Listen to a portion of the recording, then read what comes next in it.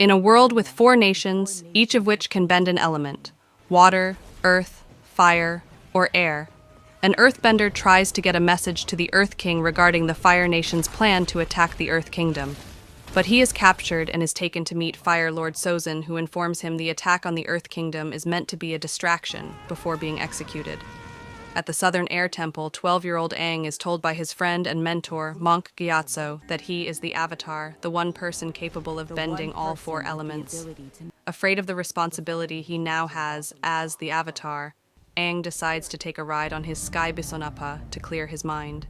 As Aang leaves, Sozin and an army of firebenders, with their power amplified by a comet in the sky, attack the air temple and begin to kill all the airbenders with the belief that they would also be killing the Avatar. Gyatso is one of the last airbending masters left, but he is killed by Sozin as he was trying to protect young airbenders. Meanwhile, Aang and Appa get caught in a storm and hit a wave, sending them into the ocean before Aang's eyes and tattoos glow, and he forms an iceberg around him and Appa. 100 years later, at Wolf Cove in the Southern Water Tribe, siblings Sokka and Katara go fishing where they are sucked into a current and end up on a glacier with their boat drifting away from them. As Katara tries to waterbend the boat back to them, she inadvertently cracks open an iceberg behind her, causing a massive light to shoot into the sky. The light is seen by Prince Zuko of the Fire Nation, who is looking for the Avatar, leading him to set a course for Wolf Cove. Finally. Aang falls out of the iceberg unconscious, and Katara decides to bring him to the village. Sokka and Katara's grandmother, who they call Gran, reveals Aang is an airbender to the Water Tribe siblings.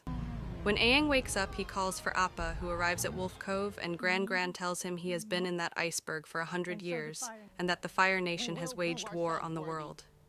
Katara takes a guilt-ridden Aang to an old Fire Nation ship that was damaged in one of the raids, and he teaches how to feel the energy around her, helping her successfully waterbend for the first time by creating a ball of water.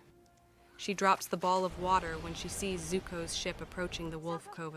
Zuko arrives at the gates of the tribe, demanding that they hand over the airbender so no one gets hurt, leading Gran to deduce Aang is the Avatar. With encouragement from Katara, Sokka goes to fight Zuko, but Aang saves him before he can be killed. Aang fights the Fire Nation troops, but turns himself over after noticing the fight is endangering people. Aang is taken to Zuko's ship, where he meets Zuko's uncle Iroh. He asks Iroh why the war is going on, and Iroh tells him the Fire Nation is trying to unite the four nations under one rule to bring peace. As Iroh leaves, Aang uses airbending to steal the keys from a guard and escapes.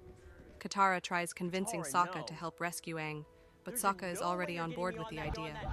They fly Appa to Zuko's ship, where Aang hides from the guards and finds Zuko's room, where he finds his airbending staff, which Zuko had captured. He steals Zuko's notebook, which contains details of the past avatars. Aang eventually escapes Zuko's ship and is rescued by Sokka and Katara on Appa. Zuko shoots a fireball trying to bring them down, but Katara extinguishes it with waterbending. Knowing they cannot return to Wolf Cove, Aang takes them to the Southern Air Temple, where he sees the skeletons of all the airbenders. Upon finding Gyatso's skeleton, Aang's eyes and tattoos glow again, and he begins making a tornado which nearly sends Sokka and Katara flying off an edge. Remembering Gyatso's words to him, Aang exits the state he is in and embraces he is the Avatar and that he must save the world.